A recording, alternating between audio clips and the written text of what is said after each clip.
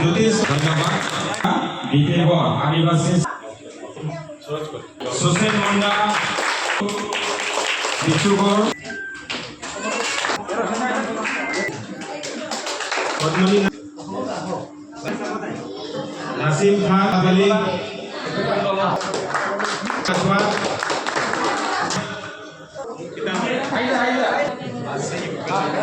विशाल मुंडा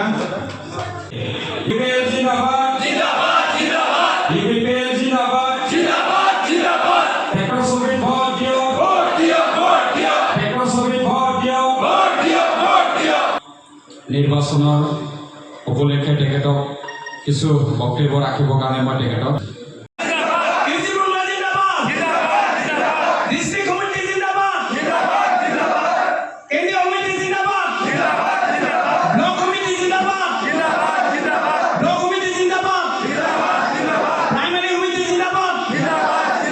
তো এতিয়া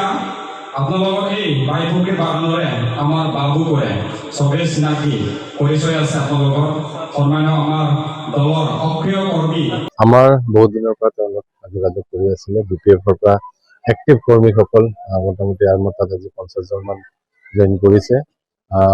আমাক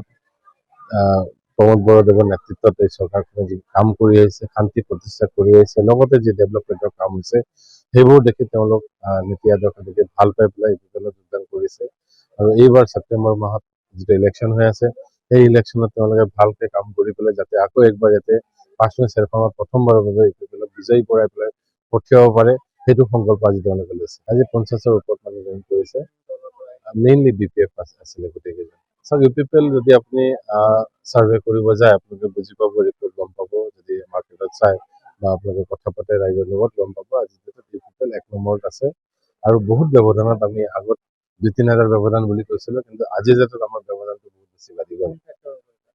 আমাৰ মেইন কন্টেষ্টটো বিজেপিৰ লগতে হ'ব বিপিএফ 3 নম্বৰ হ'ব বিপিএফ এনেও একো স্থিতি নোহোৱা দল এতিয়া স্থিতি নাই বিপিএফৰ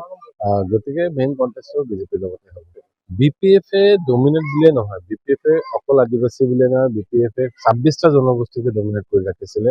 কোনো এটা কমিউনিটিৰ হৈ পেলাই আজিলৈকে যদি বিপিএফে কিবা 17 বছৰ কৰিছে আপোনালোকে দেখক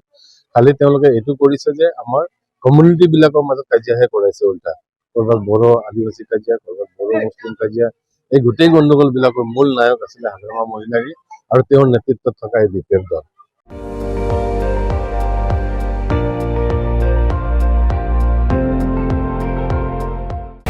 আপুনি চাই আছে ND24 সৰ্বশ্ৰেষ্ঠ নহয় সৰ্বোত্তমৰ দৌৰত